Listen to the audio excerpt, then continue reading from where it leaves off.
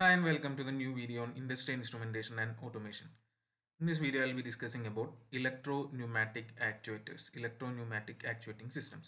Okay, so മുന്നത്തെ വീഡിയോസിൽ hydraulic actuators പറഞ്ഞിട്ടുണ്ടായിരുന്നു, അതേപോലെ തന്നെ pneumatic actuators, then electro mechanical actuators, ഇത്രയും കാര്യങ്ങളാണ് പറഞ്ഞിട്ടുണ്ടായിരുന്നത്. അപ്പോൾ ന്യൂമാറ്റിക്കിൻ്റെ തന്നെ ചെറിയൊരു ഡിഫറൻസ് ഉള്ളതാണ് ഇലക്ട്രോ ന്യൂമാറ്റിക് ആക്ച്വേറ്റർ എന്ന് പറഞ്ഞാൽ. Electro pneumatic actuators are very similar to pneumatic actuators except that they contain an internal current to pneumatic converter. Internal ആയിട്ടൊരു കറണ്ട് ടു ന്യൂമാറ്റിക് കൺവേർട്ടർ അതിൻ്റെ ഉള്ളിൽ ഉണ്ടായിരിക്കും. ഇപ്പോൾ കറണ്ട് ആണ് അതിൻ്റെ ബേസിക് ആയിട്ടുള്ള കൺട്രോൾ, കറണ്ട് സിഗ്നൽ വഴിയാണ് കൺട്രോൾ വരുന്നത്. ഫൈനലി അത് ന്യൂമാറ്റിക് ആയിട്ട് കൺവേർഷൻ വരുന്നുണ്ട്. ഇപ്പോൾ ഒരു കറണ്ട് ടു ന്യൂമാറ്റിക് കൺവേർഷൻ അതിൽ നടക്കുന്നുണ്ട്. It is used mainly in industrial low cost automation system. Low cost industrial automation സിസ്റ്റത്തിലാണ് മെയിനായിട്ട് electro-pneumatic actuators കാണുന്നത്. And they are also used extensively in production, assembly, pharmaceutical, chemical and packaging systems. And there is a significant change in the control system. So the control system is entirely different to that of a pneumatic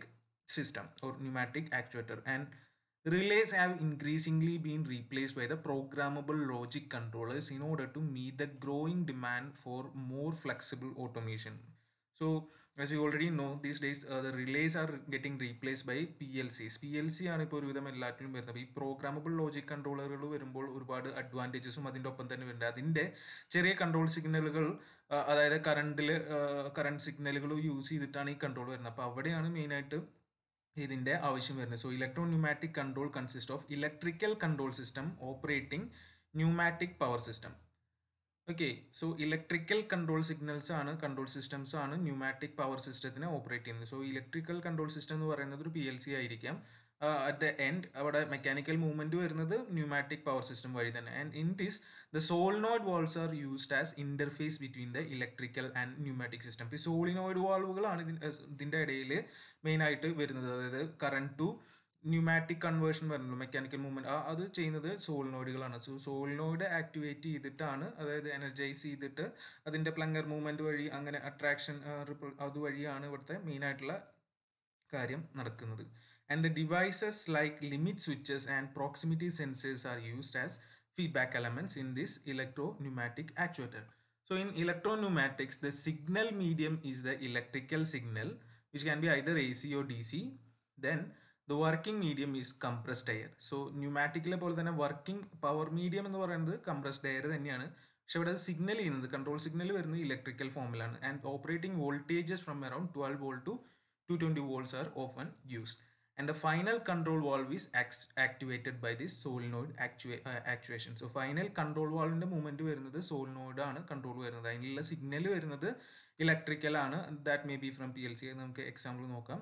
And the resetting of the valve is either by spring, that is single solenoid, or by using another solenoid, double solenoid valve. അപ്പോൾ അങ്ങനെ രണ്ട് പോസിബിലിറ്റികളാണുള്ളത്.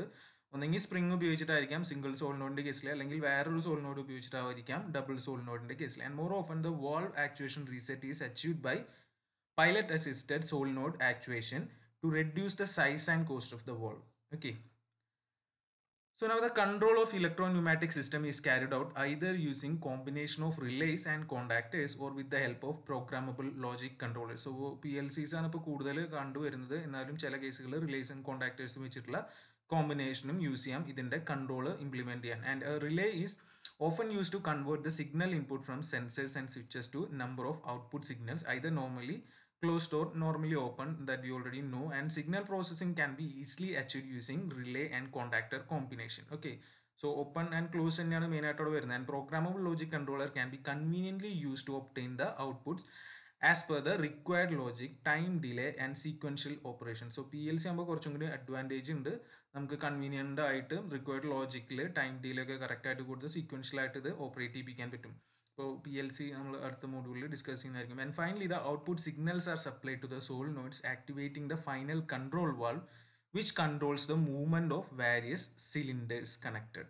So അതിൻ്റെ ഒരു example ആണ് ഇവിടെ കാണുന്നത്. വാൾ positioning system ആണ്, ഇലക്ട്രോന്യൂമാറ്റിക് വാൾ positioner ആണ്. സോ ദ കറണ്ട് ഇപ്പോൾ ഇതിൽ ഈ വരുന്നത് ഇതൊരു PLC ആണ്. PLCയുടെ ഔട്ട്പുട്ട് ആണ് ഇവിടെ സേ ഒരു 4 to 20 മില്ലി ആംപിയർ റേഞ്ചിലാണ് വരുന്നത്. അപ്പോൾ ഇത് ഈ കറണ്ട് സിഗ്നലിനനുസരിച്ച് ഇതിൻ്റെ ഉള്ളൊരു എന്താ പറയുക സോളിനോയിഡ് ഉണ്ടായിരിക്കും. അത് ആക്ടിവേറ്റ് ചെയ്തിട്ടാണ് ഈ മൂവ്മെന്റ് മാറ്റം വരുന്നത്. അപ്പോൾ ഇത് കറസ്പോണ്ടിങ്ങിൽ ഒരു പ്രഷർ ഡിഫറൻസ് ആണ് ഇവിടെ അത് ക്രിയേറ്റ് ചെയ്യുന്നത്. അപ്പോൾ അത് എങ്ങനെയാണെന്നുള്ള സർക്യൂട്ട് ഡയഗ്രാം എടുത്ത് കാണിക്കാം. So here the current to pneumatic module receives a varying electrical signal, most commonly 4 to 20 milliampere, as you can see, and converts a signal which proportionately to a pneumatic output signal, say 3 to 15 psi, 3 to 15 psi അല്ലെങ്കിൽ 6 to 30 psi ആ റേഞ്ചിൽ. And the pneumatic signal then proportions the supply air pressure to the valve actuator. അപ്പോൾ അതിനനുസരിച്ച് ഇങ്ങോട്ടുള്ള air pressure control ചെയ്യും. അങ്ങനെയാണ് ഇവിടെ ഇത് കൺട്രോൾ വരുന്നത്. Okay, so this is an electro-pneumatic positioner. So ഇതാണ് അതിൻ്റെ ഒരു ഡയഗ്രാം. നമുക്ക് ഇവിടെ നോക്കിക്കഴിഞ്ഞാൽ മനസ്സിലാക്കാം. ഇവിടെ ലെഫ്റ്റ് സൈഡിൽ സപ്ലൈ ഓഫ് പ്രഷർ ആണ് 20 psi എന്ന് വിചാരിക്കുക. മാക്സിമം 20 psi പ്രഷർ സപ്ലൈ പ്രഷറാണ് ഇവിടേക്ക് വരുന്നത്. ഇപ്പോൾ റെസ്ട്രിക്റ്റഡ് ആയിട്ട് ഇതിൻ്റെ ഉള്ളിൽ കൂടെ കടന്നു വരുന്നു. ഇനി ഇത് ഇവിടുന്ന് താഴേക്ക് ഒരു എക്സിറ്റ് ആണ് കാണുന്നത്. പ്രഷർ സിഗ്നൽ ഒരു 3 to 15 psi റേഞ്ചിലാണ് വരുന്നത്. പിന്നെ ഇവിടെ കാണുന്നത് നമ്മുടെ നോസിലാണ്. ഈ നോസിൽ കൂടിയാണ് ഹൈ പ്രഷർ പുറത്തോട്ട് പോകുന്നത്. ഓക്കെ, അപ്പോൾ ഇവിടെ എത്രയ്ക്കും പോവും എന്നുള്ളത് ഈ ഒരു ഇതിന് മുകളിൽ ഇരിക്കുന്ന ഫ്ലാപ്പർ ആണ് അത് കൺട്രോൾ ചെയ്യുന്നത്. ഈ നോസിലിൻ്റെ ഈ ഒരു ഗ്യാപ്പ് അതിനനുസരിച്ച്. അപ്പോൾ ഈ ഫ്ലാപ്പർ ഇവിടെ പിവോട്ട് ചെയ്ത് വെച്ചിരിക്കുകയാണ്, ഫിക്സ് ചെയ്ത് വെച്ചിരിക്കുന്നത്. അതിൻ്റെ ഫ്രീ എൻഡ് എന്തിനടുത്തായിട്ടാണ് നിൽക്കുന്നത്? ഒരു സോളിനോയിഡിന് അടുത്തായിട്ടാണ് നിൽക്കുന്നത്. ഈ സോളിനോയിഡിലേക്കാണ് ഈ 4 to 20 milliampere കറണ്ട് വരുന്നത്. അപ്പോൾ ഇത് എനർജൈസ് ആവുന്നതിനനുസരിച്ച് ഈ ഒരു കോണ്ടാക്റ്റിന് ഇത് ഇങ്ങോട്ട് അട്രാക്ട് ചെയ്യും. അപ്പോൾ എത്രത്തോളം അട്രാക്ട് ചെയ്യുന്നു, എത്ര കൂടുതൽ കറണ്ട് വരുന്ന അനുസരിച്ചിരിക്കും. അപ്പോൾ അതിൻ്റെ ബേസിലാണ് ഈ നോസിലിൻ്റെ ഓപ്പണിങ്ങും ക്ലോസിങ്ങും കൺട്രോൾ ചെയ്യുന്നത്. ഓക്കെ, അപ്പോൾ അതാണ് അവിടെ ബേസിക്കലി നടന്നുകൊണ്ടിരിക്കുന്നത്. അപ്പോൾ ഇത് പ്രഷർ സിഗ്നൽ പുറത്തേക്ക് പോകുന്നതാണ്. അപ്പോൾ ഇവിടെ കുറച്ച് പോയി കഴിഞ്ഞ് കഴിഞ്ഞാൽ അതിൻ്റെ അത്രയും പ്രഷർ കുറഞ്ഞിട്ടാണല്ലോ താഴേക്ക് വരിക. അപ്പോൾ ഇതാണ് ബേസിക്കലി ഇവിടെ നടക്കുന്നത്. 20 psi വരുന്നുണ്ടെങ്കിലും അത് 3 to 15 റേഞ്ചിൽ നമുക്ക് കൺട്രോൾ ചെയ്യാം. എന്ത് ബേസിൽ? ഈ ഫ്ലാപ്പറിൻ്റെ മൂവ്മെൻറ്റ് കൺട്രോൾ ചെയ്താൽ. ഫ്ലാപ്പറിൻ്റെ മൂവ്മെൻറ്റ് കൺട്രോൾ ചെയ്യുന്നത് ഈ ഒരു സോളിനോയിഡ് ആക്ടിവേറ്റ് ആവുന്നതിനനുസരിച്ച് അത് ഒരു 4 to 20 milliampere റേഞ്ച് കറണ്ടിൽ വരും. അപ്പോൾ അതാണ് ഇവിടെ എഴുതിയിട്ടുള്ളത്. So in electro-pneumatic actuators, the current in the solenoid is converted into pressure using the arrangement which is already shown. And when an electrical current of 4 to 20 milliampere is passed to the solenoid, it attracts the flapper fixed on a pivot. So when the solenoid is activated, the flapper moves as per the magnitude of the current through the solenoid, which will control the opening of the nozzle. So by attraction, the opening of the nozzle is controlled so that the amount of pressure exiting or the gas exiting is controlled. And depending on the opening and closing of the nozzle, the pressure signal is varied between 3 to 15 psi. And when the electrical signal in the solenoid is 4 milliampere, the nozzle output is minimum. Thus the pressure signal is maximum, say 15 psi. And when the current signal in the solenoid is maximum, that is say 20 milliampere, the nozzle is open to maximum, leading to the maximum fluid flow through the nozzle and thus the minimum pressure. Okay, ഇപ്പോൾ അതാണ് അവിടെ നടക്കുന്നത്.